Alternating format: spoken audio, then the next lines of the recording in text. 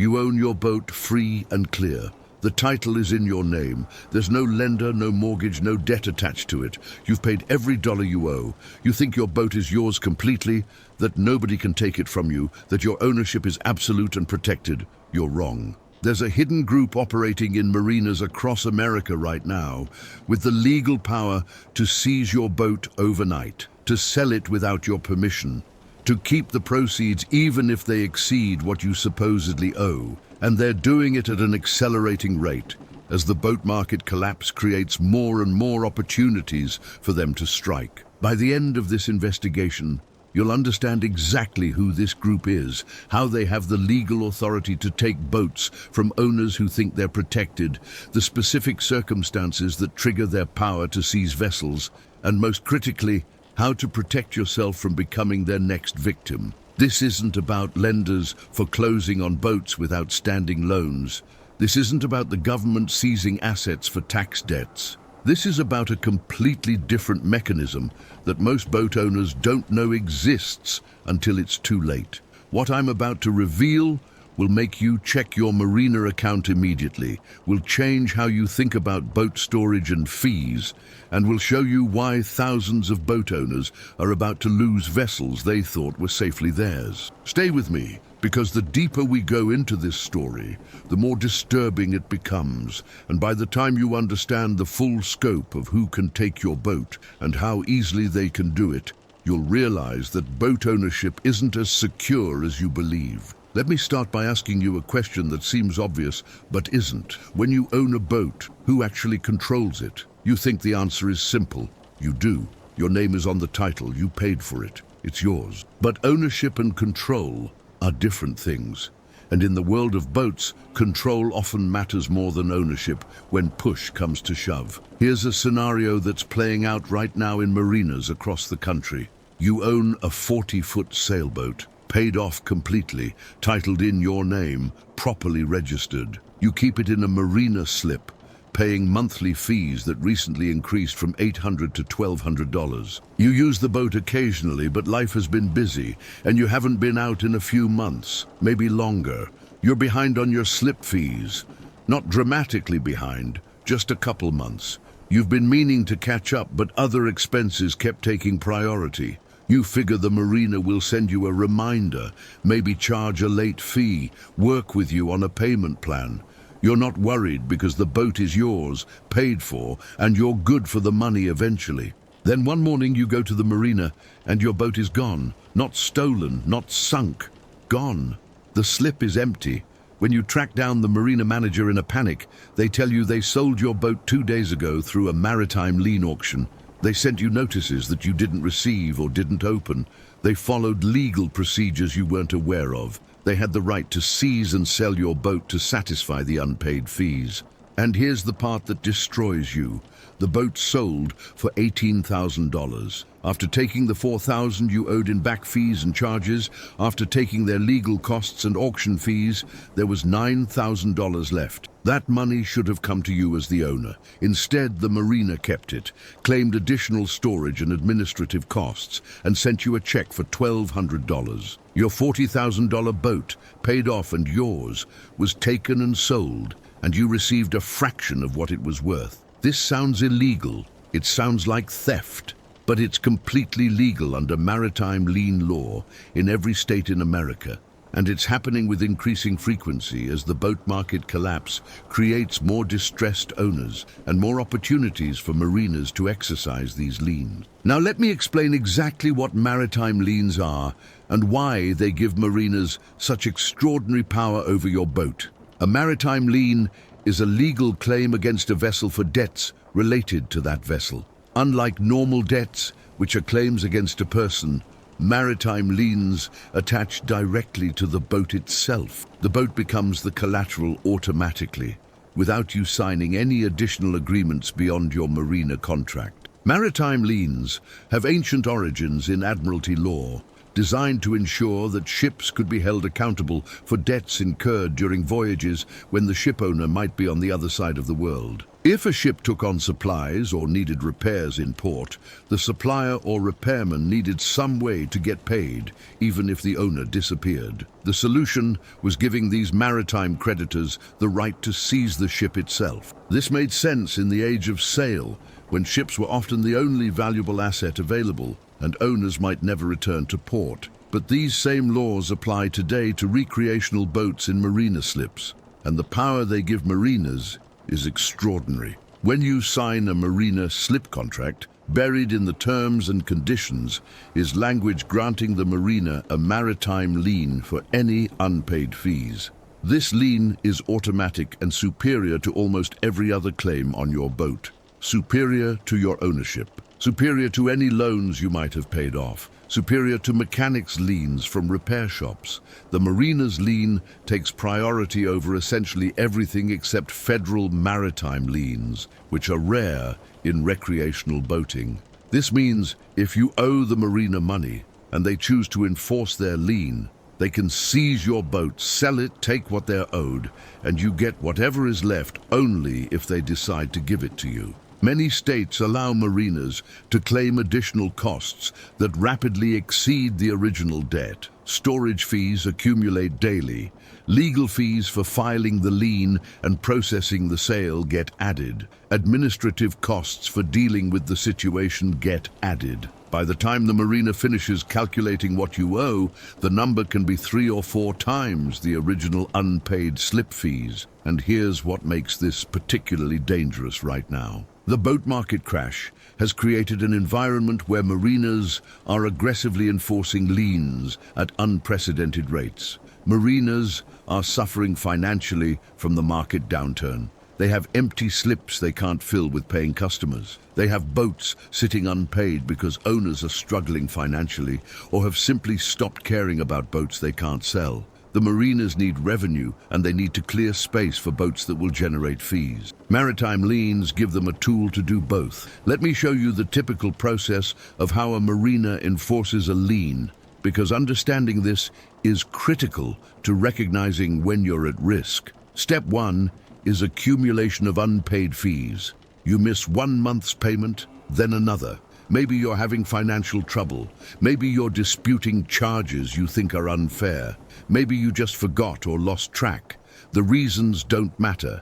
The debt is accumulating. Step 2 is initial notifications.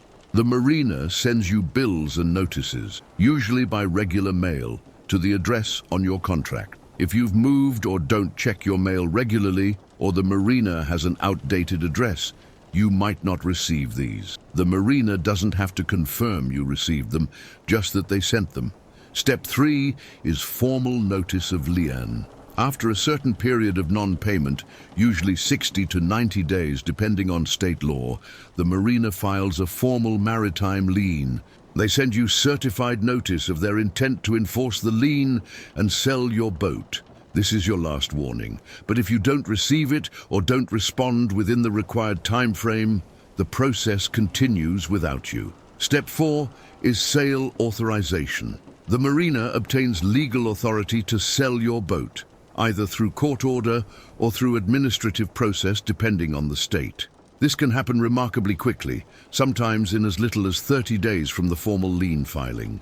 You might be trying to figure out what's happening or gathering money to catch up, but the timeline doesn't stop. Step 5 is the sale itself. The marina either auctions your boat or sells it through a broker.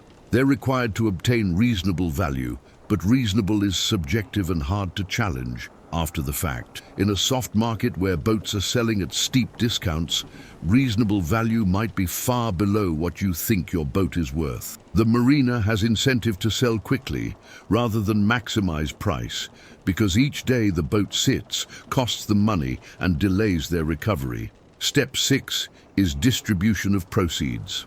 After the sale, the marina takes what they're owed, which by this point includes the original debt plus accumulated storage, legal fees, administrative costs, and auction or broker commissions. Whatever remains theoretically should go to you as the owner. But many marinas claim that additional costs consume all proceeds, or that owners who abandon their boats forfeit any surplus. You might get a check for a small amount, or you might get nothing. And challenging this requires hiring an attorney and filing suit, which most boat owners can't afford or don't want to pursue. The entire process from first missed payment to sold boat can take as little as 4 to 6 months, and owners often don't realize what's happening until it's too late to stop it. Now let me tell you about the variations on this that make it even more dangerous. Standard enforcement of legitimate unpaid fees is one thing, but the system is being abused in ways that go beyond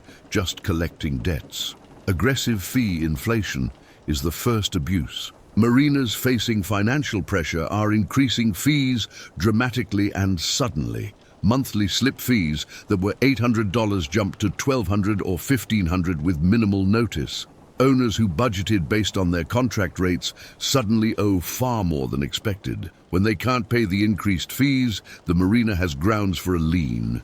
Some marinas are deliberately inflating fees for boats they want to move, targeting boats that are older or less desirable, or whose owners haven't been around lately. By making the fees unaffordable, they trigger non-payment, then enforce liens and sell the boats, clearing space for newer boats from owners they prefer. Manufactured delinquencies are another abuse. Marinas claim they didn't receive payments that owners say they sent. Payments get credited to wrong accounts. Automatic payment arrangements mysteriously fail. The marina claims the owner is delinquent, even though the owner believes they're current. By the time the owner discovers the problem and tries to resolve it, the lien process has already begun. Some marinas are deliberately creating confusion about payment status to manufacture delinquencies that justify liens. Rushed sales to connected buyers represent a third abuse. The marina enforces a lien and sells the boat, but the sale is to a buyer who has a relationship with the marina or with marina management. The boat sells at a suspiciously low price. The connected buyer immediately resells at a much higher price and splits the profit with the marina. The original owner whose boat was seized has no idea they were cheated because they weren't part of the transaction and have no access to information about what really happened. These abuses are difficult to prove and even more difficult to challenge legally. Maritime lien law strongly favors the lien holder, and courts generally defer to marina claims about fees owed and reasonable efforts to collect.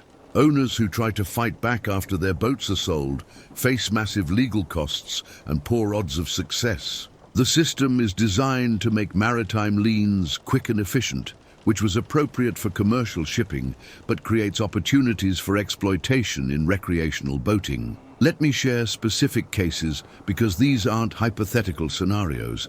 These are real situations involving real people who lost boats they thought were protected. Case 1 involves a 52-foot sailboat in Florida. The owner lived out of state and visited the boat a few times per year, planning to eventually retire and live aboard. He paid slip fees annually in advance to avoid monthly hassles. In 2023, the marina changed ownership. The new owners raised fees significantly and claimed the previous owner hadn't transferred the paid-in-advance arrangement properly. They billed the boat owner for back fees he thought he'd already paid. He disputed the charges and withheld payment pending resolution. The marina filed a lien after 90 days, sold the boat at auction 4 months later for $65,000. They claimed he owed $38,000 in fees, late charges, legal costs and storage, leaving $27,000. They sent him a check for $11,000, claiming additional costs consumed the rest. His boat was worth over $100,000 in fair market. He lost it over a disputed bill that should have been resolved through negotiation or small claims court. Case 2 involves a 35-foot powerboat in the Pacific Northwest. The owner fell ill and was hospitalized for several months. During this time, slip fees went unpaid. Family members didn't know about the boat or the fees. The marina sent notices to the owner's address, but he was obviously not checking mail. After the required notification period, they filed a lien and sold the boat. When the owner recovered and contacted the marina months later, he was told his boat was gone, sold months earlier. The marina provided minimal documentation of the sale and claimed all proceeds went to fees and costs. The owner tried to sue, but discovered that challenging a completed maritime lien sale is extremely difficult, especially when the marina followed required procedures, even if those procedures were inadequate given the circumstances. Case 3 involves a couple in the Great Lakes who fell behind on slip fees during financial difficulties. They were trying to sell their boat to resolve the situation, but the market was soft and no buyers materialized. The marina filed a lien and sold the boat at auction, while the couple was still actively trying to sell it themselves. The boat sold for less at auction than the couple had been asking, and after the marina took their fees and costs, nothing remained for the couple. They lost a boat worth $40,000, received $0, and still faced deficiency claims from the marina for additional costs supposedly not covered by the auction proceeds. These cases share common elements: owners who didn't realize how quickly and completely they could lose their boats, marinas that followed legal procedures but achieved outcomes that seem unjust, sales that generated less than fair market value, and owners who ended up with little or nothing after their boats were seized and sold. The system works exactly as designed, and what it's designed to do is give marinas powerful tools to collect debts and clear out problem boats. Whether that's fair to boat owners is secondary to the efficiency of the process. Now let me explain why this is accelerating right now and why you need to be aware even if you've never had payment issues. The boat market crash has created perfect conditions for aggressive maritime lien enforcement. Marinas are facing their own financial stress.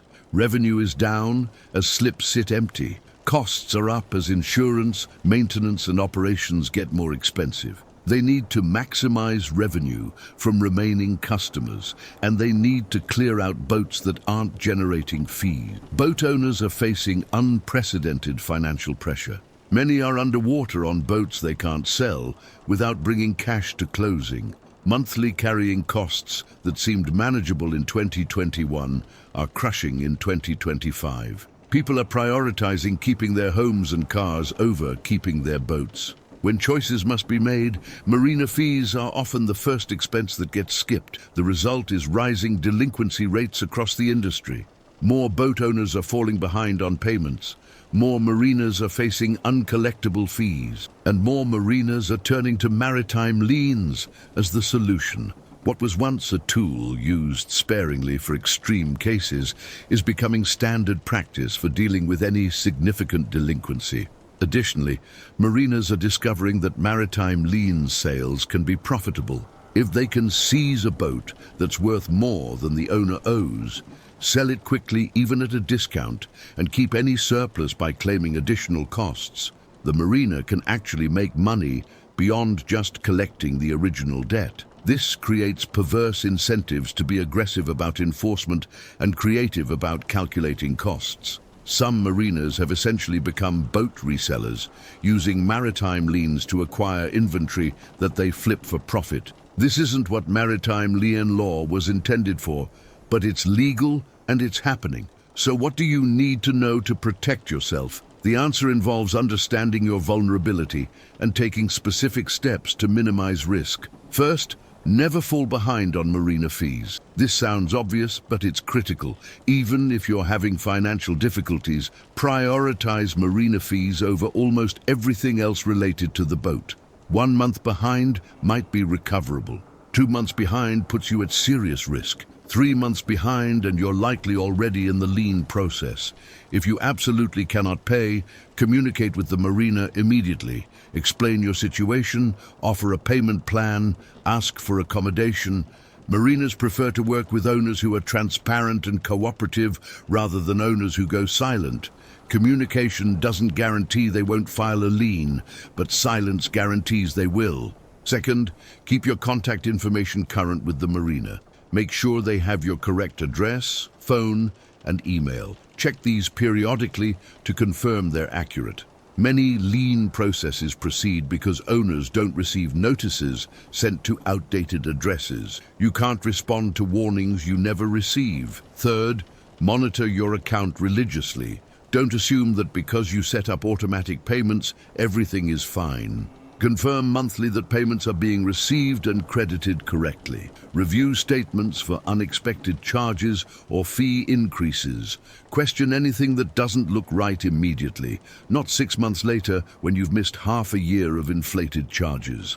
Fourth, understand your marina contract thoroughly. Read the fine print about maritime liens, about fee increase provisions, about notice requirements, about what happens if you fall behind. Know what rights the marina has and what rights you retain. Many owners sign contracts without reading them carefully and then are shocked when the marina exercises powers they explicitly reserved. Fifth, consider keeping boats in storage rather than in slips if you're not using them regularly. Dry storage is typically less expensive than slips, and the legal framework is different. While storage facilities can also have liens, they're generally governed by commercial landlord-tenant law rather than maritime law, which gives owners more protections and more time to resolve disputes. Sixth, if you receive any notice about unpaid fees or liens, respond immediately. Do not ignore these notices, hoping they'll go away.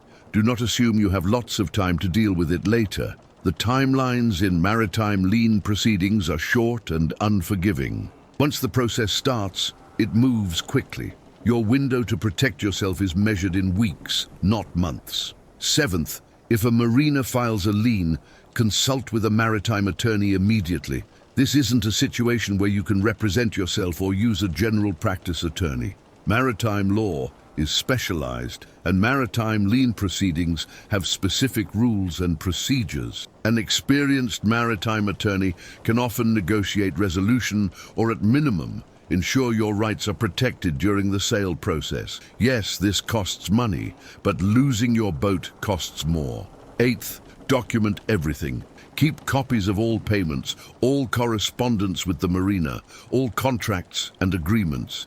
If you end up in a dispute, documentation is essential. Marinas have records and legal support. You need your own records to protect yourself. Ninth, consider whether keeping a boat in a marina is worth the risk given your financial situation.